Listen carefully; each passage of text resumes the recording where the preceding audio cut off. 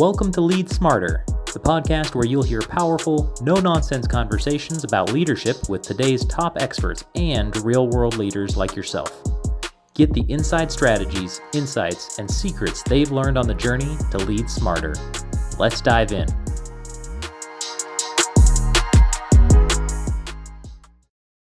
On today's episode of Lead Smarter, we're joined by a powerhouse in leadership development, Kelly Hirn. With over 20 years of experience shaping and developing leaders across industries from construction and education to the corporate world and beyond, Kelly doesn't just talk leadership. She helps her clients build it from the ground up. After climbing the ranks from middle management in the corporate world, Kelly made the bold leap into executive coaching, where she now transforms how leaders think, grow, and perform. Her coaching programs have driven real results, boosting team dynamics, shifting cultures, and elevating business outcomes. She's a sharp voice on the critical role of middle management, a strategic mind behind high-impact development programs, and a true catalyst for change. If you're ready to rethink what it means to lead smarter, this is the episode for you. Hey, Kelly, thank you for joining us and having another chat with me. I have enjoyed getting a chance to chat with you a few times leading up to this, learning about what you've done, learning about your own path into leadership. And I'd really love to dive in with you about some of the experiences you've had. And really, if you could tell me, I know that some of the things we talked about related to middle management, paths to management, and leadership. Um, I'd love to learn a little bit about your perspective when you talk about, uh, specifically, let's talk about when it comes to management paths or leadership paths, people that are trying to become leaders themselves. Um, from my experience and things that I've learned just from my conversations and looking out there in the world, it seems to me like the path to leadership in most situations seems a little broken to me. And the only reason I say that is if you think about like the most common things people think about, like an entrepreneur who starts a business because they're trying to sell services or trying to sell products. And they just get to a point where now they have to lead people, or people that are going to be employees and they raise up and elevate themselves inside an organization. They become leaders based on how well they did in a job, which may have nothing to do with leadership in terms of people. And you see this all over. I mean, I could point to people that get elected that because of their popularity, not because of having a high level of competency in leadership. I'm curious about what your thoughts are when it comes to common paths to leadership. And if you have a similar experience in that maybe it seems almost like an afterthought in terms of like leadership is based on born out of necessity from these processes rather than competency. I'm curious, is that your experience? Could you tell me a little bit about your thoughts on that? Yeah, absolutely. So, first of all, David, thank you so much for having me on the podcast. I have really enjoyed our conversations as well. So, looking forward to continuing. But yeah, it is so interesting, these paths to leadership, um, and how they seem to so naturally come out of doing the work. Whether you're an entrepreneur or you're getting promoted in the workplace, they seem to come from you do so well at doing the work that you either need to hire more people or they want you in charge of the work for other people in your organization. And while that can feel like the natural way to go, then we end up missing this critical aspect, which actually I will say entrepreneurs have a little bit of a cheat code on this. But the piece that we tend to miss is communicating that vision for where we're going. And so when you are in an organization and you're really good at, say, getting sales, you're really good at making the sales calls, and then they promote you to manage the team of salespeople, you end up micromanaging them because you're so focused on doing the work and how your way was the best way. Entrepreneurs have a little bit of that same issue where oftentimes we start out doing all of the work ourselves, right? So we know how we want it all done. We have had such a grasp on it that then when we start to bring in people to help, it can be hard to let that go. But like I said, entrepreneurs get a little bit of a cheat code because they know that vision. They know why they started and they know how they want to serve the world or serve their community in most cases. And so then it just becomes, how do we make that connection? How do we connect that both in the work we're doing for the people that we're working with and to our customers? I will say, having been an entrepreneur myself, having built businesses and things like that, I've fallen into the struggle of, I guess, maybe second guessing that vision and then trying to impose that vision on others to try to bring them along with me. I guess you could call it like imposter syndrome. So Yeah. if they have that cheat code, one, I'm a little bit jealous because I don't feel like I always have it locked in, that vision, and I always feel a little uncertain myself to try to bring somebody else along. I tend Mhm. to fall back and want to have buy-in. Maybe it's just my own leadership style. But I have definitely heard lots of leaders in that, I guess, the entrepreneur space that have that imposter syndrome, and they are in charge of the vision, and getting people to adopt that vision. And I enjoy that space. It's got lots of highs and lows. But what's your experience as you're mentoring and coaching leaders? Maybe they're in that space as well. Do they run into that? The ones that maybe have that cheat code, do they also have a other side of the coin to that? Absolutely, David. So I think that you actually just said it beautifully because you can have that cheat code, but if you aren't entering it in a way that connects the dots, it can only help you so much. So it's a cheat code over, this person in a larger organization who's promoted to that next step because they probably need to first understand the vision. It isn't going to bring you all the way there, certainly. So I can completely understand that imposter syndrome.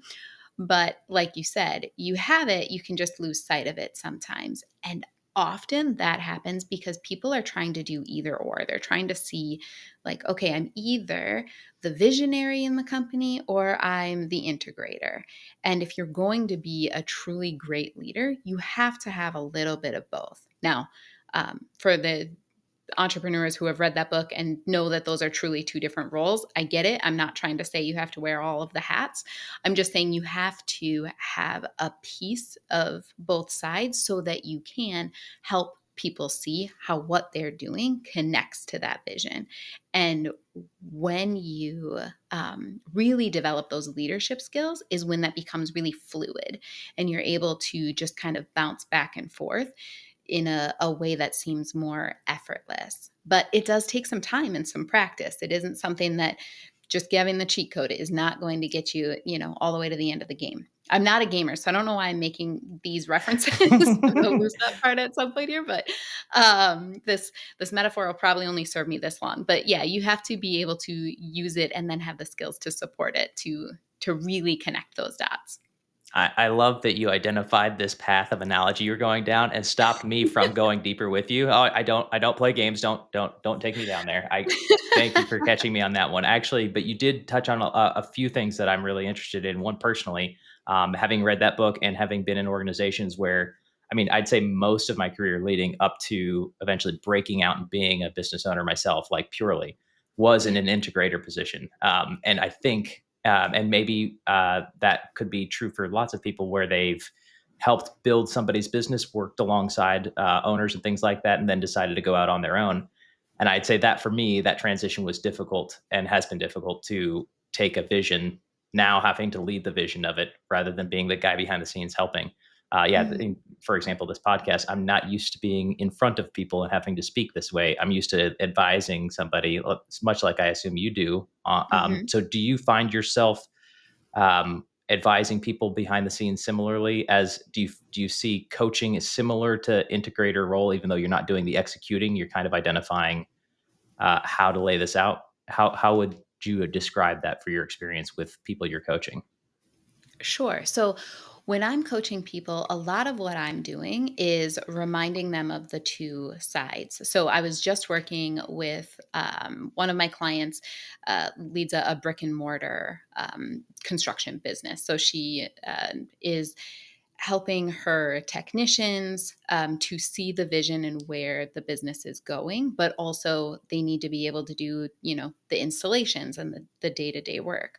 So a lot of what I'm helping her with is, let's keep your visions and your vision and your values and your goals front of mind. Don't just push those to the back. This isn't annual planning. This isn't quarterly planning. We need to have that part of the every single day. And then what are those pieces that you're doing throughout the day that we can enhance by bringing in that vision? And that's where you really build the muscle to do it effortlessly. So we're meeting every single week and going through the real time challenges that any entrepreneur has as they're running a business of, you know, this person doesn't seem to get it the way I get it. Well, of course, they're not going to. It's your baby, not theirs. And Right. this person, wants to leave at a certain time where I see dedication as putting in all of the hours. That's it just evolves, and you have to be able to, as the leader, you have to be able to equate that and help them see your vision for the business, what's in it for them to truly get behind it. But it's just one of those things that it's almost like a hiccup. Like, you have to just have that continuous cadence. You're going to fail at it sometimes, but having that continuous cadence is going to build up that repetition, both for your own skill to kind of get rid of that imposter syndrome, but also build that confidence for your team too, that they can see that in you, that you really want to help them get to the next step just as much as you want to help your business, your baby, get to that next step as well. I like that we've actually started going, and I didn't actually plan on this, but going down the path of talking about I'd say the visionary and the integrator. Yeah. I almost see it as a similar relationship as, I mean, you could take it all the way down to supervisor and employee, or somebody that's Mhm. going to be rising up the ranks. And actually, I did want to talk to you about that as well. So when it comes to maybe in a bigger organization, you've had this experience. We talked about this as well, where you had reached a point in management, but then you've got somebody who's managing over you, and they either are going to enable you and you can grow in leadership, or they're going to block you in some ways. And that can be a difficult space in a relationship, especially when you're trying to develop yourself as a leader. Um, Absolutely. could you tell me a little bit about that experience that you had, and maybe Yeah. where you see that role of I don't want to call it a middle manager, but maybe a middle manager in Mhm. terms of leadership inside a larger organization, because it's such a common role for people that maybe start in their leadership journey becoming a middle manager before raising up. Yeah, absolutely. So that middle manager role, in my mind, is one of the most critical pieces to a company's success. Because if you think about it, that supervisory role is, um, they're really managing the day to day, and they need to have their hands a little bit more in it. And those higher level leaders, those executive leaders, they are the ones who are truly casting the vision, coming up with the ideas. And that leaves that middle manager to really have a foot in both camps of that integrator and that visionary, because they have to see where everything is going and figure out how to translate that into the doing for the supervisor so they can keep it organized for all of the employees. So that is the exact path that I was on. I will say I was fortunate enough in my first corporate leadership role. I had led in other industries prior to that, but in my first corporate leadership role, I had the good fortune of not knowing how to do what my team did. I had never done any of the work that my team did when I got promoted to that role. And I say it's good fortune because it really prompted me to have to think differently. I couldn't fall into the trap of micromanagement because I didn't know how to do it. So I couldn't say, no, I know best. And so it really forced me to take a different look at it. But as I progressed in that role, that good fortune gave me a very unique view of how to leverage their strengths and really trust and build that connection with my team. My boss, on the other hand, at the time, was struggling with how I was building that buy in and really was able to leverage some great results. And so I believe she was somewhat threatened at the time. And so she really put in some effort to, in her mind, help me. But really, it was trying to force me down a more traditional path that was just going to stunt the growth that I was having. So where we talk about being the integrator, being the visionary, I had my thought process had surpassed where hers was at the time. She really felt the need to micromanage the work that was happening. And again, I had the good fortune of not being able to do that. So I was able to rise above that. And she felt the need to kind of put me back in that box. It was incredibly difficult. We had a really rough time there for a while, but I realized, and we talked about this before, David, I realized that it's a product of how you're brought up in that environment, and the leaders that you have around you. So, if for her entire career up to that point, the expectation was that people follow that really basic path and they do the work and then they're promoted to supervise it and then they manage it. Like, if you just think everyone's supposed to rise up that ladder, and here I am, some 25-year-old kid who jumped from the bottom rung up, 12 notches, that can be scary and confusing and frustrating. And so I don't blame her anymore. But at the time, it was a really tough thing for the two of us to work through. I feel like there's lots of lessons in what you've described. So I'd say from the outside, I've heard very similar examples, but maybe not with the level of depth you just described. I've heard often that you ideally want to manage work and lead people, not manage people. And in the example you just described, you couldn't manage people's work. You couldn't manage them to do the work because you didn't know what that was. It's an interesting competitive advantage to come into it that in that way. Mhm. And I've similarly experienced like my team members are really really good at some things that I do not know how to do, and I know it's a mistake to pretend that I do. Like I will just cause them to slow down. I'm gonna Yeah. just be in the way.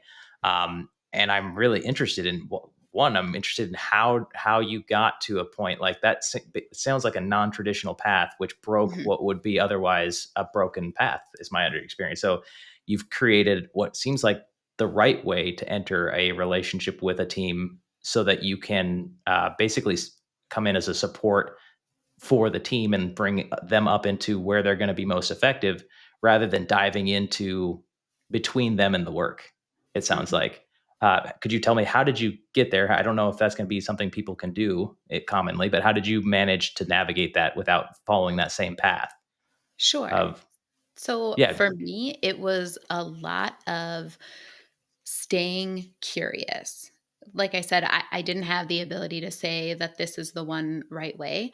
I was pretty young when I got promoted to that position, and there were a number of people with I was managing three different teams at the time. And so there were a number of people within those teams who had more years of tenure than I had years of life. And so I could not have an ego because that just wasn't going to work. If I'm sure. the age of their children, they aren't interested in my ego. They are only interested in what I can do to help them. And so it was this really immersive experience that everybody can recreate. You just have to let go of your own ego if you aren't forced into it like I was. So it was a lot of just living in the curious of what's going on for you? How can I support this to make it better for you? What would happen if we pulled these different levers? All of those are questions. None of those are talking at someone. And so that is really the key. And when I am coaching people, that's probably the thing I say the most often is what would this look like if you came at it with curiosity instead of an assumption? Your assumptions might be right, especially if you are the person who started the business, if you have done every role, or if you are the person who got promoted in that really traditional way. Odds are your assumption is at least partially right. But there's no reason to start there. Just start with curiosity because it's going to build so much more trust and people will want to come alongside you. I know you didn't ask this part, but it's really important that people understand that leadership has shifted and people don't necessarily want to just follow anymore. They used to, and that's part of the reason why that prior boss of mine was getting so frustrated was I didn't want to follow her. I had no need to follow her. Well, now it's becoming even more common. People want to have connection. They want to do something that they feel like is important to them. They want to do work that's important. They want to do it with people that are important to them, but they want the autonomy to do it the way they see is best, or at least have a voice in making a decision around what that is. And so if you come at it with curiosity, even if you don't take, Susie's idea on how to advance the ball on this project or, change the sales script or whatever it is, you at least have gone to her and said, "Hey, what do you think about this?" And people are so much more receptive just because you came at it with curiosity, just because you asked the question. That's I like that approach. I think I try to take that approach and not realize that I'm doing it. The approach I take is I assume I'm wrong. Whatever it is, I'm Yeah. assuming first that I'm wrong, and Mhm. I'm looking for somebody else because I know what my own limitations are to a degree, and the last thing I want to do is be capped by what I'm capable of. Because Mhm. then, especially and specifically, like my team as well, I don't want them to be limited by my capabilities. So Right. that I'd rather assume I'm wrong, hope that they can collectively come up with something better, Mhm. and then hopefully support whatever that is. One of the things you mentioned is your boss had a different maybe experience, or maybe they had a different idea as to how you should progress through an organization and rise into leadership. Mhm. And I get that a lot. I work with, I hate to put it in this way, I don't know how to put it differently, but people that have just grown up under different social norms, maybe in leadership. That's probably a better way to put it. So people that have themselves gone through their career in a time where that more like rigid hierarchy structure of do it Mhm. my way, and then the person below you does it their way and continues down.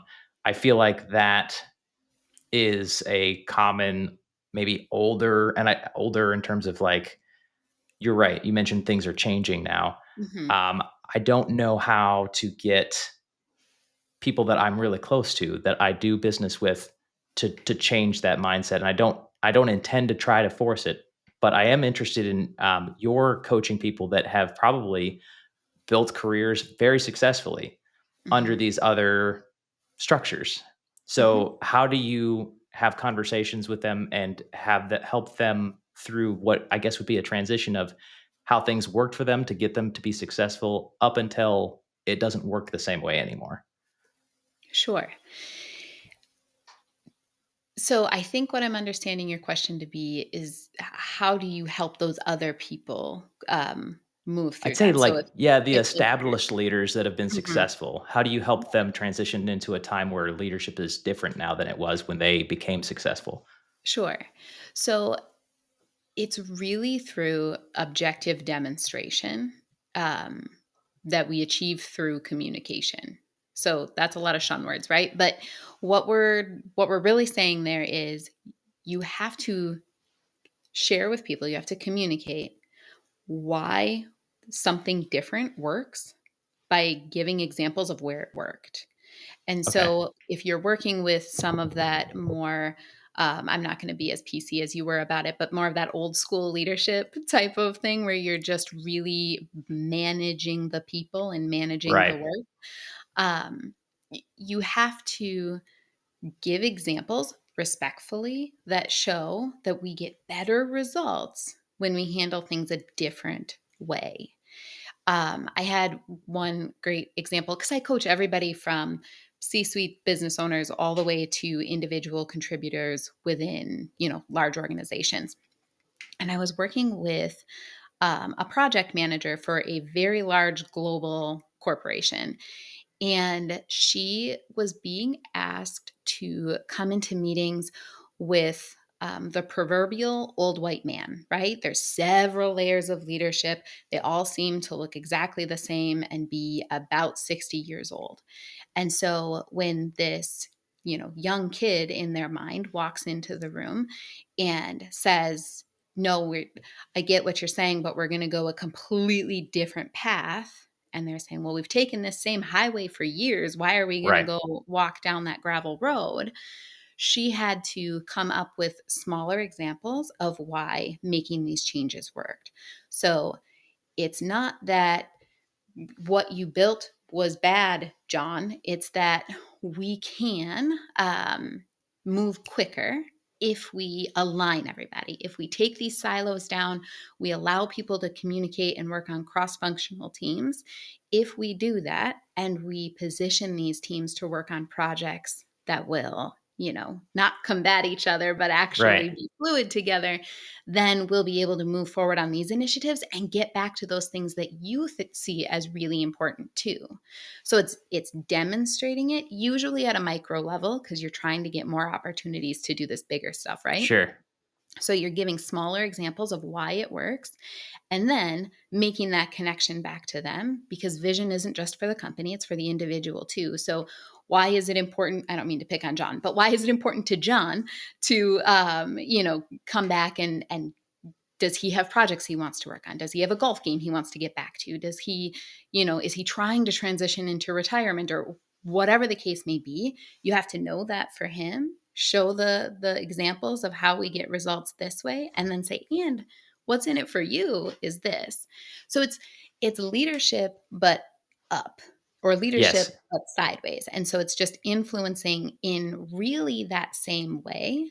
You just may tenor the message just a little bit so that it still comes out in that respectful way when you got to work with those Well, people.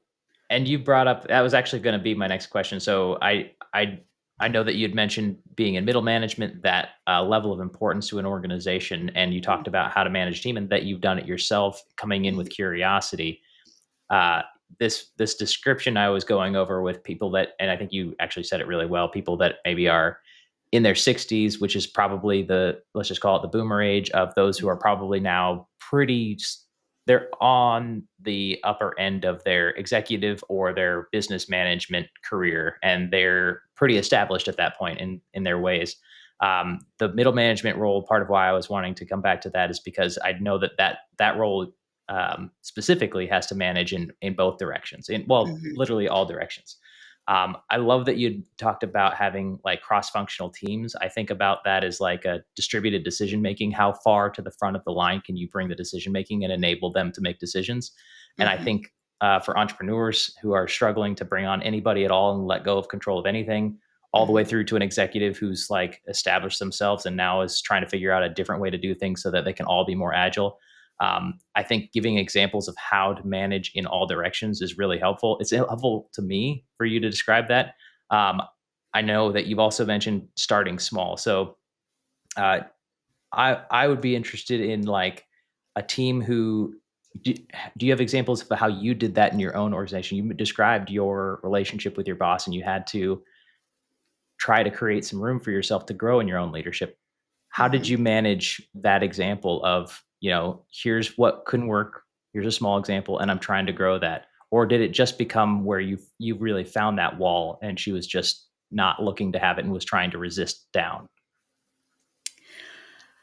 So I like to think that this part of my example is unique, but it probably isn't. I'm sure there's going to be listeners who resonate with this. Um, She was an absolute wall to the point that she removed me from any sort of meeting or decision making position. I had chaired Well committees and been on all these cross functional teams, and she removed me from all of it, telling now me you're gonna instead, terrify all the listeners. no, but I'm just I'm going to give you the solution. sorry, So okay, she go she ahead. was the wall. And Okay, so I believe very strongly in putting your energy into the things that energize you. I could have continued to beat my head against that wall, but right. there was no point in that. There was nothing to be gained by that except both of us getting a few bruises. So I didn't do that. Instead, I put that energy into leading and influencing people around her. So instead of, I never looked at my career as that ladder. That wasn't how it started anyway. So I might as well branch out, right? Go to the sides. Not that I was trying to bypass her necessarily, but I could add more value to the people who are in these other departments. And then you know what happened? They started to see those micro examples of where Right. things were going well, and they didn't bother to ask my boss if she wanted me on different projects. They just said, you know what? I think Kelly's going to be able to be helpful here. So let's put her on this project. I think Kelly's going to, really be able to communicate this organization wide project really well. Let's have her talk at the entire town hall that goes to the thousands and thousands of employees. Oh, we just decided, or we just forgot to loop in her manager on this whole thing and ask them permission.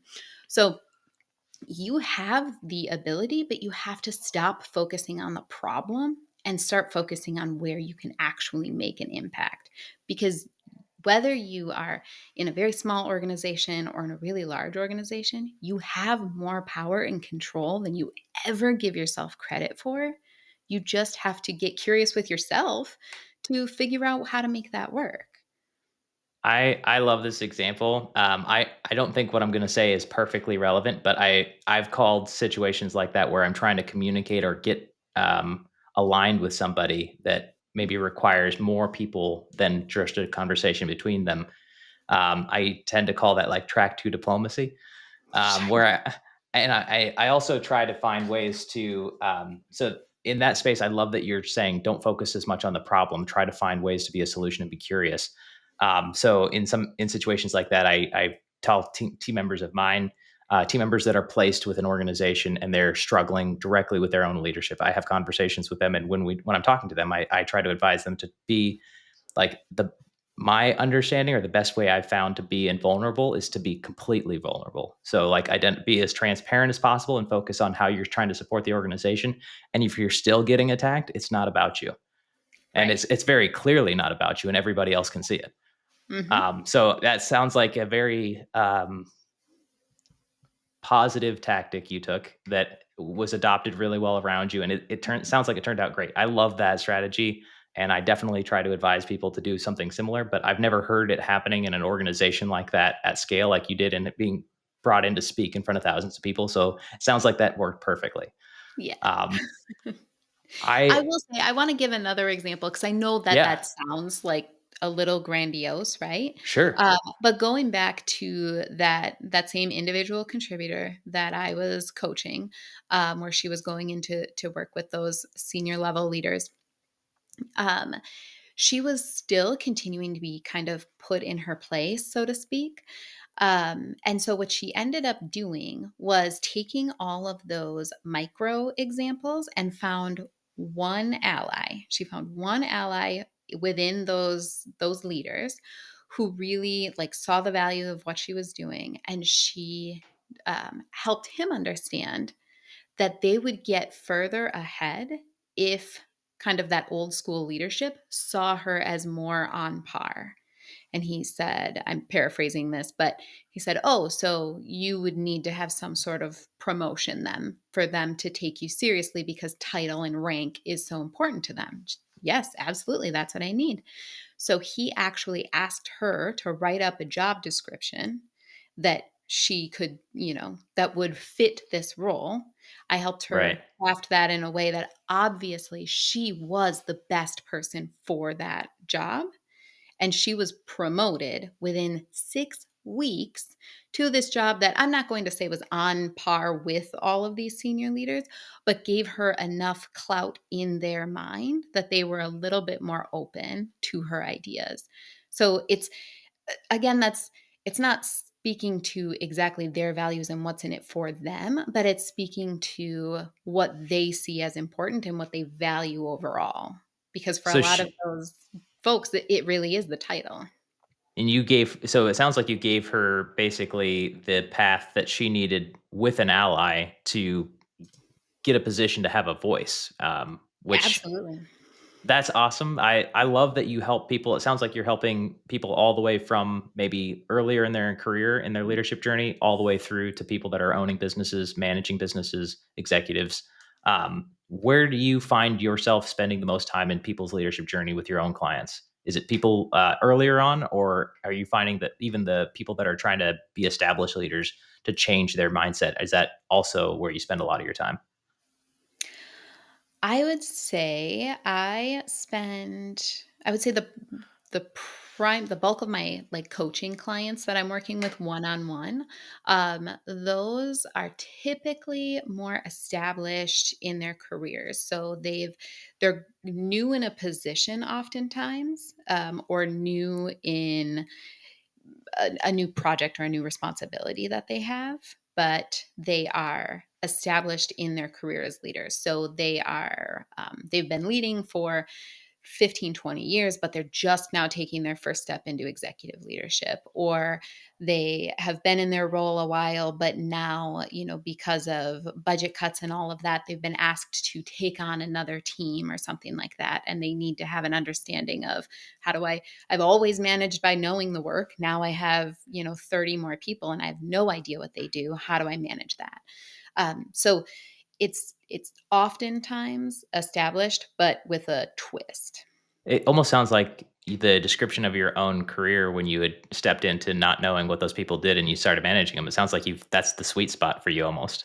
It it is a sweet spot in that I think I inspire the not that sounded weird, but I think I can help people see what's possible when they have that imposter syndrome, because this old school thought of what leadership is supposed to be is still pervasive. People can see a glimmer of, like, no, I want this to be different, but they don't always know that it's possible because they've seen so many examples of going about it a different way. And so I think that's where people then start resonating with my content, whether it's on Instagram or LinkedIn or YouTube. And they say, oh, well, if she did it, or if the other clients were able to do that, then maybe there is a way to actually take that next step and be confident and excited about the leadership journey that I'm on or that I want to be on. Well, given that you've given some examples of the fact that you put out content on the socials, Yeah, and I know that wasn't a selfless plug, but I did want to actually ask you now that we're starting to get towards the end. I would love to know, what books would you recommend for the people that are listening now, maybe that are earlier in their careers, similar to the people that you talk to. What are the kind of books you might recommend to sure. your audience? Sure. So I have a whole library on my website of books that I recommend, whether you are an individual looking to just build your influence and personal leadership, or if you are established in leadership. Depending on where you are, I typically provide different books, but strengths based leadership is an assessment and a book in one. That is one that I use with every single client I work with, because understanding your specific cocktail of strengths is just so transformative in saying, okay, I can do this. Me, I don't have to be that square peg trying to fit into a round hole. So, strengths based leadership is a very important book that I use all the time. Also, Start with Why with Simon Sinek, oldie but goodie. And I really recommend that one for people who are struggling to say, well, how do I establish what this vision is? Like I said, for Okay. entrepreneurs, that's not always they kind of have the cheat code for that one. But if you're working in a bigger organization, that can be one that I really recommend. This last one is going to Sure. be one of the oldest books, but Dale Carnegie's How to Win Friends and Influence People. This book is almost 100 years old, but if I had to, write the leadership curriculum for the world, every single person would read that book. It is timeless, and it really focuses on getting curious and putting that spotlight on other people. Because that's what a leader needs to do in order to elevate everybody. You have to put that spotlight on others. But I That's can give you the link for the library because there's a ton I more of would them. actually like the link personally. So yes, I would Perfect. yes. Also, like, are you the kind of person who reads books multiple times, or is it like, I've read it, now I'm on to the next one? So okay, so Yeah, I read them all the time. do you have an actual count? Do you know how many times you read the last book you just referred How to, to Win the Friends and How to Influence Friends? People? Yes. Oh, goodness. Um, I'm gonna say at least 4 now, and I have constant Wow. stickies that bring me back to important points in that book. He because I think it's written in 1930, and so he's referencing, like, the leadership of Lincoln and things like that in his, original version of it.